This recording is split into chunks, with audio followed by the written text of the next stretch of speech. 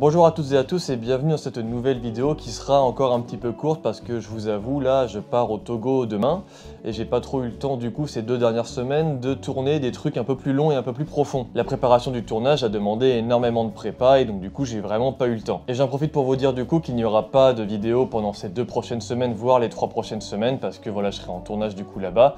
Mais j'essaierai quand même de filmer un peu le matos qu'on a puis de vous montrer un peu les conditions qu'il y avait pour vous faire une vidéo sympa sur à quoi pourrait ressembler un tournage au Togo. Car ça risque d'être une très bonne expérience je pense, donc j'aimerais peut-être la partager avec vous, donc voilà. On peut passer au sujet de la vidéo. Quiconque a perdu un proche doit passer par une étape de deuil, et selon chaque caractère, il peut passer par des aspects bien différents. Mais cette sensation qui est propre à chaque individu a été un moteur de scénario à foison pour le cinéma. Car la façon de mettre un deuil en scène est si riche que l'on pourrait presque dire qu'il s'agit d'un genre cinématographique à part entière. Beaucoup de cinéastes ont joué sur ce thème derrière des constructions parfois fantastiques ou dramatiques, comme le récent Premier Contact de Denis Villeneuve que je trouve excellent, ou bien d'autres films très connus mettant en scène des fantômes comme Ghost, Ghost Story ou Sixième Sens sur la perte d'un amant. Drive My Car plus récemment a traité brillamment ce sujet, et le réalisateur sud-coréen Koreeda a plusieurs fois réalisé de très bons films de deuil comme Still Walking sur la perte d'un frère ou plus récemment Notre Petite Sœur sur la perte d'un père. Dans un autre style, on pourrait aussi dire que The Batman est construit comme un film de deuil en mettant en scène un jeune Bruce Wayne toujours hanté par la mort de ses parents. Alors en France, il n'est pas si évident de trouver des films marquants de ce genre. François Truffaut, un réalisateur de la Nouvelle Vague, l'avait fait en 78 avec La Chambre Verte, qui est un film assez sombre où un mari aménage une chambre qui est liée au culte de son épouse disparue. Et les Américains ont énormément usé de ce genre-là, car comme il touche bon nombre de gens, il y en a beaucoup qui se retrouvent dedans. Et ça peut être facilement un piège émotif. Mais bref, si je vous raconte tout ça, c'est parce que j'ai vu un film au cinéma qui parle de ce sujet-là. Et comme on passe notre temps sur les réseaux en ce moment à parler de la hype Moon Knight, de la médiocrité de Morbius, Big News, ou bien encore de la claque de Will Smith qui a fait un buzz encore plus énorme que la guerre en Ukraine, drôle d'époque, je me suis dit que j'allais vous en parler. J'espère ne pas sortir la vidéo trop tard pour que vous puissiez aller le voir dès que vous avez le temps, car c'est pour moi un des meilleurs films de cette année pour le moment, et l'un des plus concrets sur la position de deuil. Et ce film, c'est Rien à foutre, réalisé par Emmanuel Mar et Julie Lecoustre. On suit dans ce film le personnage de Cassandre, 26 ans, interprété par Adèle Exarchopoulos, qui est hôtesse de l'air dans une compagnie low cost.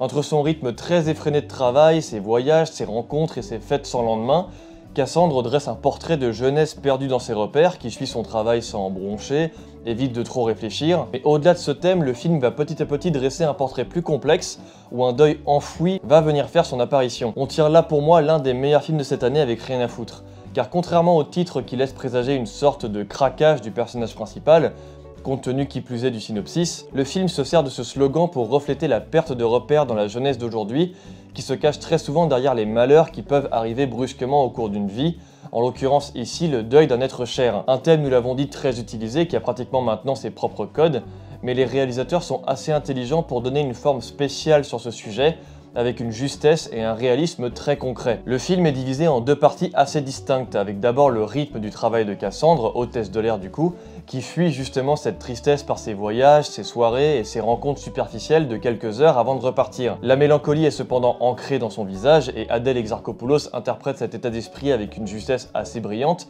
jamais larmoyante, qui tente malgré tout de vivre indépendamment sans jamais s'attacher à quiconque. Ces aventures sont filmées de manière presque documentaire, caméra à l'épaule, avec des séquences très longues parfois où Cassandre dialogue avec des inconnus. La première séquence notamment où ils sont défoncés sur le canapé est magistrale car elle permet de cerner un peu plus le personnage, sans en dire trop, au travers de dialogues absurdes mais drôles car très justes, toute personne ayant fini une soirée bourrée ou un peu défoncée sait à quel point ça peut partir dans tous les sens, même avec quelqu'un que l'on connaît pas forcément très bien. C'est d'ailleurs aussi une belle façon de montrer la fragilité émotionnelle de cette jeunesse. Et parmi ces rencontres, le film va aussi nous montrer comment Cassandre adopte cette superficialité dans sa manière de vivre ses voyages.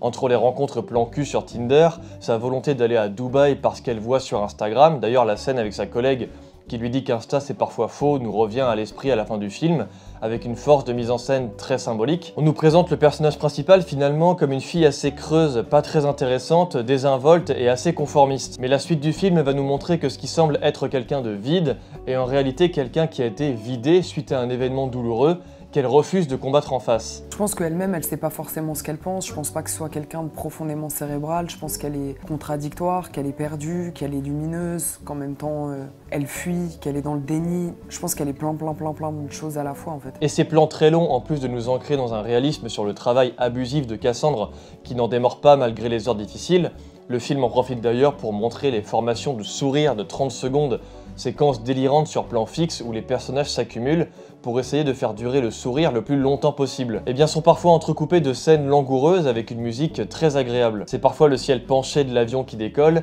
parfois une discussion muette avec ses collègues, parfois Cassandre qui est pensif comme n'importe qui le serait en marchant. Ce rythme marque d'autant plus cette mélancolie dans laquelle est plongé notre personnage et ce voilage qui lui fait face. Les quelques plans très discrets d'elle face à un miroir sont aussi très représentatifs de son manque de confiance. Elle se regarde peu, elle s'évite, mais ça ne l'empêche pas d'être vive et amusante avec ses amis, avec une bonne répartie. Elle essaie de vivre avec son malheur qui l'arrange. Malheur qui sera bien plus présent dans la seconde partie du film où son travail est suspendu. Rien à foutre va alors se concentrer davantage sur sa famille, éclipsée et ignorée tout le long de la première partie. J'étais au début un peu déçu que le film prenne cette directive qui est souvent classique et pas très originale, mais même dans ce deuxième acte, les réalisateurs l'emportent avec brio en ne cessant jamais de sous-entendre la tristesse de cette famille. Entre les soirées qui se finissent à vomir dehors, les quelques moments légers avec les amis, une discussion absurde sur l'efficacité de la nouvelle voiture du père, les non-dits, les formalités administratives de l'accident qui ont causé la mort de l'être cher, tout est prétexte à éviter de dire l'essentiel, à en parler directement car c'est beaucoup trop dur pour tout le monde. Mais malgré cela, la famille avance et Cassandre réussit petit à petit à renouer et à y faire face.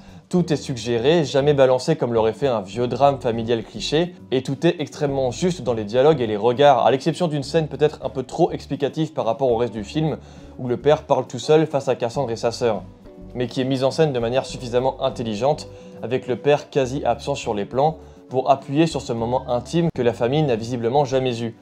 On a un film sur le deuil qui va toujours chercher le concret, et dans le concret, on a souvent tendance à éviter un peu le sujet, alors on le suggère, on en parle peu. Et le soir où on en parle vraiment beaucoup, l'intensité est là, on se sent mieux, même si l'on est très triste. Dans les émotions et la mise en scène, le film parvient parfaitement à créer ce parcours difficile, où le déni laisse place au face-à-face avec le réel, avec notamment cette sublime séquence où Cassandre revient vers le lieu de l'accident de sa mère. Un mauvais film aurait fait pleurer l'acteur ou l'actrice, rajouter peut-être une musique tristoun, fait des gros plans sur son visage. Ici on est à l'épaule, à distance, on suit Cassandre regarder le rond-point où sa mère a perdu la vie, et elle le regarde subtilement, dans un regard très naturel, avec la sensation que la douleur revient, mais le soulagement derrière de réussir peut-être à vivre avec le malheur. À la fin de ces deux parties, Rien à foutre ne se termine ni bien ni mal. Ces personnages continuent de vivre, Cassandre continue son travail qui lui demandera beaucoup plus de rigueur et d'absurdité dans les demandes, elle reste encore un peu creuse, se reflète sur les réseaux sociaux, mais elle apprend à vivre avec le malheur qu'elle a vécu. Le film ne nous fait pas la leçon, il ne nous donne pas de solution miracle, il montre que le réel du temps que ça prend, au travers d'une jeune femme, magistralement interprétée par Adèle Exarchopoulos, qui apprend à y faire face malgré son rythme incessant de voyages, de vols et de rencontres. Cette justesse dans le propos, c'est la force principale du film, qui ne le rend jamais larmoyant et qui propose une splendide lecture du deuil avec une jeunesse qui est constamment en quête de repères. À une heure où les films de deuil sont souvent très métaphoriques, comme The Batman par exemple, Rien à foutre filme du concret, et c'est d'autant plus marquant à regarder. C'est bien pensé, c'est intelligent, et c'est ce qui rend le film très drôle et très touchant car il est avant tout très juste. Voilà, c'est la fin de cette petite vidéo sur ce film, j'espère qu'elle vous aura plu et qu'elle vous aura donné envie d'aller le voir. J'espère que je ne fais pas la vidéo trop tard et j'espère qu'il est encore disponible dans vos cinémas, alors n'hésitez pas à aller le voir s'il est dispo. N'hésitez pas à vous abonner à la chaîne et à me rejoindre sur Twitter, et d'ici là on se retrouve dans 2-3 semaines pour de prochaines vidéos. Ciao!